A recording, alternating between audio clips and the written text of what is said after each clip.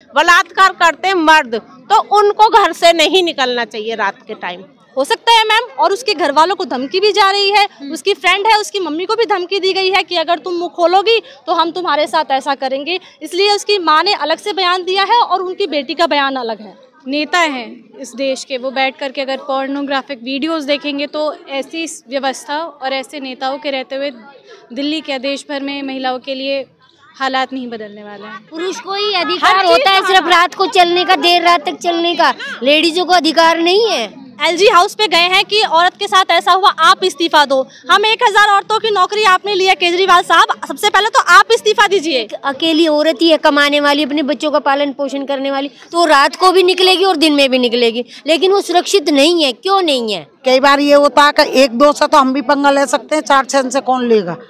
कई बार ऐसा होता है किसी को तुम गाली दे दो और वो हमें एक्सीडेंट ही मार जाए।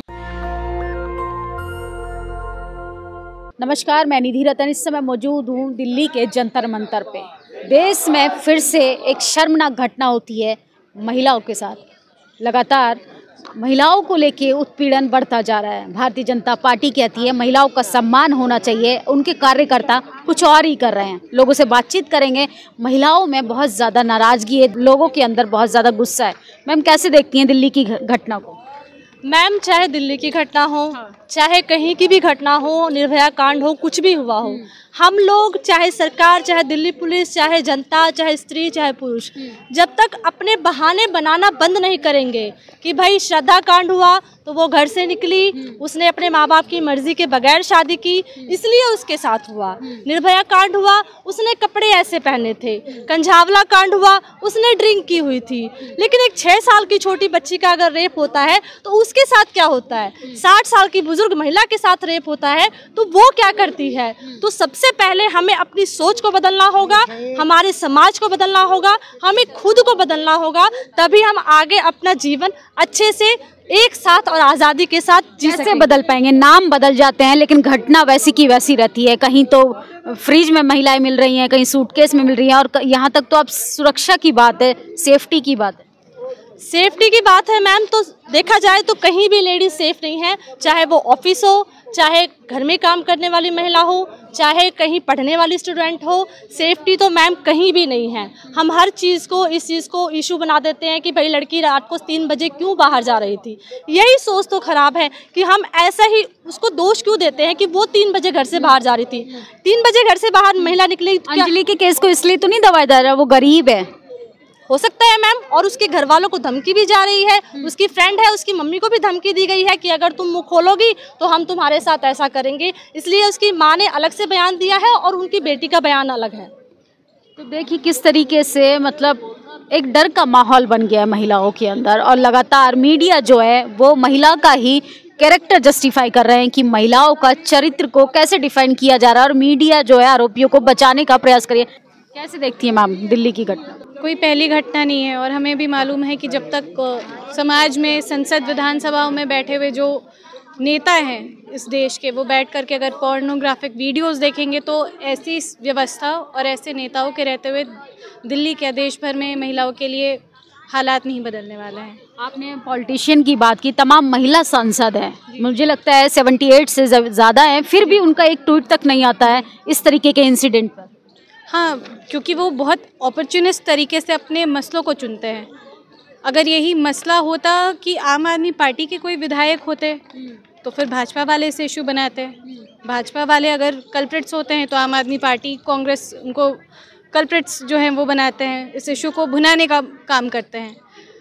तो इसमें कोई फ़र्क नहीं पड़ता। आप तमाम पार्टियों को उठा करके देख लीजिए, ऐसे कोई पार्टी नहीं है इस देश में जिसमें एक भी हिस्ट्री शीटर, बलात्कारी या फिर जिन पर क्रिमिनल चार्जेस हो, ऐसे नेता हो ही नहीं। ऐसी कोई पार्टी नहीं है इस देश में। लेकिन रेपिस्टों की बात करें या वुमेन्स के हैरेसमेंट की बात करें, बीजेपी नेताओं की एक लंबी लिस्ट है, आधे से ज़्यादा की लिस्ट तो मेरे हाथ में है, लेकिन उनको बचाने के साथ प्रशासन, मीडिया सब लोग उनके सपोर्ट में आ जाते हैं। क्या वजह है इसकी?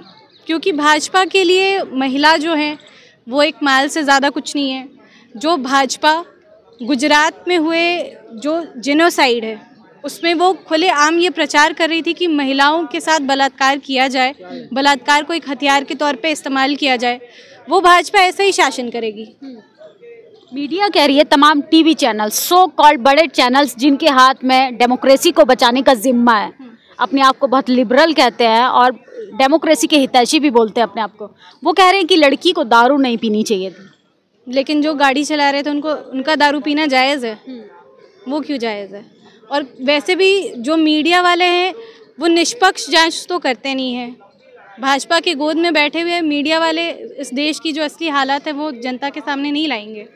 तो ऐसे मीडिया को देखने का और उनसे जो इन्फॉर्मेशन मिलती है उनका कोई मतलब ही नहीं रह जाता है।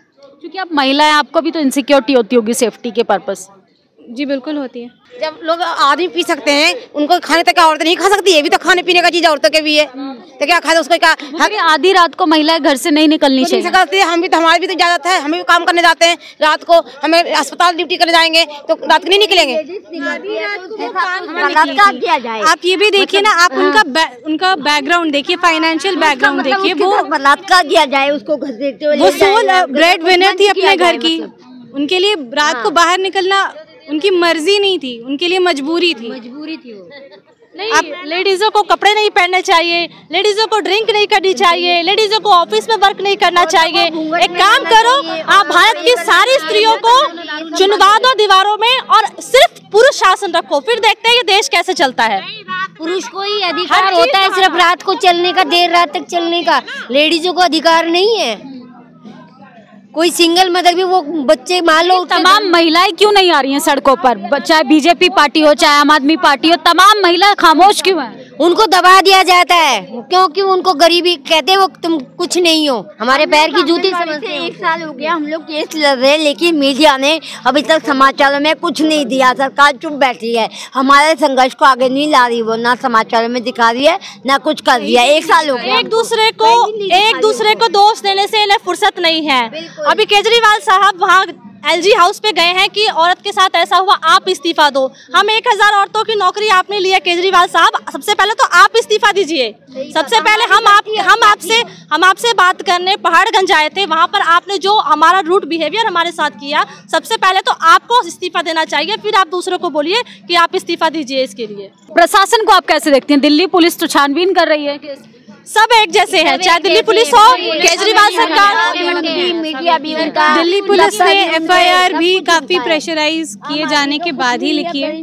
तो दिल्ली पुलिस भी कोई इंडिपेंडेंट इंस्टीट्यूशन नहीं है, वो भी सरकार के तहत ही काम करती है और वही काम करती है जिसका उसे निर्देश दिया जाता है। अगर आरोपी मुस्लिम होते तो क्या रवैया होता मीडिया का या प्रशासन का? आपको पता ही है, आरोपी अगर मुस्लिम होते तो इस मसले को भाजपा को भुनाने में वक्त नहीं लगता, न गोदी मीडिया को वक्त लगता। असल दिक्कत ये नहीं है कि जो कल्प्रिट्स हैं वो किस धर्म विशेष से ताल्लुकात रखते हैं। असल दिक्कत ये है कि हमारे समाज में महिलाओं को इस नज़रिए से देखा जाना इतना आम है कि ये घटना भी कल को आई गई हो जाएगी। मैं मोमडन थी, उसके साथ भी बलात्कार हुआ था, तो हमने उसके खिलाफ भी प्रदर्शन किया था। ऐसा नहीं है कि हमने उनके लिए नहीं किया। हम अब तो उनके आरोपी छूट गए ना। छूट तो गए मैम। आप इससे ज़्यादा और कुछ उम्मीद नहीं रख सकते हैं भाजपा सरकार से। आरोपी छूटेंगे, बलात्कार के ऐसे आरोपियों का मालाओं से स्वागत किया जाएगा, उनको बड़े पद और ओहदे दिए जाएंगे और उनकी जो सीट है वो खाली कर दी जाएगी। नजरों में ये सब ठीक हुआ। लेकिन आप देश की राजधानी में खड़ी हैं, आए दिन ऐसी घटनाएं होती हैं। चलिए 20 साल की लड़की अंजलि का जिस तरीके से मीडिया कैरेक्टर को सामने रख रही है कि वो 20 साल की थी, ड्रिंक की हुई थी, आप तो मतलब अच्छी खासी दुनिया देख चुकी हैं, तो आप बताइए, आपको असुरक्षित महसूस करती हैं? आपको डर लगता है? मेरे को तो ऐसा नहीं लगता। ये राज शराब कुछ नहीं रखा है, राज को छिपाया जा रहा है कि आगे कांड औरतें लोग इस बात पर मदद नहीं उठाए। आप रात में घर से निकलती है, आपको भी डर लगता होगा? डर लगता है, काम तो करना पड़ेगा। जब हमारे पास रोटी नहीं है तो रोटी तक निकलना पड़ेगा घर से मजबूरी में। जब मेरे बच्चे की रोटी लिए पैसे नहीं है तो काम करेंगे तो कोई पैसा देगा ना मेरे को। अब नाइट ड्यूटी भी तो करवाता है, कोई रोटी बनवाता है, कोई मॉर्निंग में 7 बजे जाते हैं ड्यूटी, तो सवेरे जाना पड़ेगा ना। 3 बजे जब तक 5 बजे उस आदमी को भेज सकता है, रोटी बना के दे सकता है। कोई खाना बनाने, किसी घर में खाना बनाने जा रही है, काम करे जा रही है बेचारी, चौका बर्तन जा रही है करने, तो उसको जिनका ये खाना बनाने जाती है, उनको रात के 4 बजे उनका ड्यूटी जाना उनके पति के, तो आदमी तो 3-4 बजे तो घर से निकलेगी ना, तो रोटी बना के उनका आदमी को देगी तो वो पैसा देगा, बच्चों को पालेंगी। तो गरीबों पर खाली गरीबों के मारे जा रहे हैं और कुछ नहीं होती है। जो गरीब औरतें हैं, गरीब मजदूरों हैं, उसको मारने के लिए एक कानून बनाया गया है। सोचिए किसी के घर में कमाने वाला नहीं है, एक अकेली औरत ही है कमाने वाली, अपने बच्चों का पालन पोषण करने वाली, तो रात को भी निकलेगी और दिन में भी निकलेगी, लेकिन वो सुरक्षित नहीं है। क्यों नहीं है? क्योंकि सरकार और सब प्रशासन एकजुट जुड़ा हुआ है। वो औरत को अपने पैर की धूल समझता है। सोचिए ये लड़ाई जो है वो प्रशासन से, सरकार से, पितृसत्ता से है कि महिलाएं आखिर सुरक्षा क्यों नहीं है, महिलाएं सुरक्षित क्यों नहीं है। देश की राजधानी से प्रधानमंत्री भाषण दे रहे थे कि महिलाओं का सम्मान होना चाहिए, और वहीं अपने ही राज्य में वो बलात्कारियों को छोड़ते हैं, माला पहनवाते हैं, मिठाइयाँ खिलाते हैं, और सोचिए आए दिन नाम बदल जाते हैं, लेकिन महिलाओं के प्रति घटना वैसी की वैसी रहती है। कैसे देखती है मैम महिलाओं की सुरक्षा को? महिला की सुरक्षा को मैं ये देखती हूँ, जो बोलते ना रात में महिलाएं क्यों निकलती हैं, मैं गलत नहीं मानती हूँ। गलती होती है पुरुषों की, तो उनको घर में बंद रहना चाहिए, क्योंकि महिलाएं तो गलतियां नहीं करती हैं, वो तो अपने काम से जा रही हैं, वो तो बलात्कार नहीं करते हैं, बलात्कार करते हैं मर्द, तो उनको घर से नहीं निकलना चाहिए रात के टाइम। मैं यही कहूँगी। क्या कह रही हैं आप? वो चूड़ी पहन के बैठ जाए घर में, महिला कमा लेंगे सजा।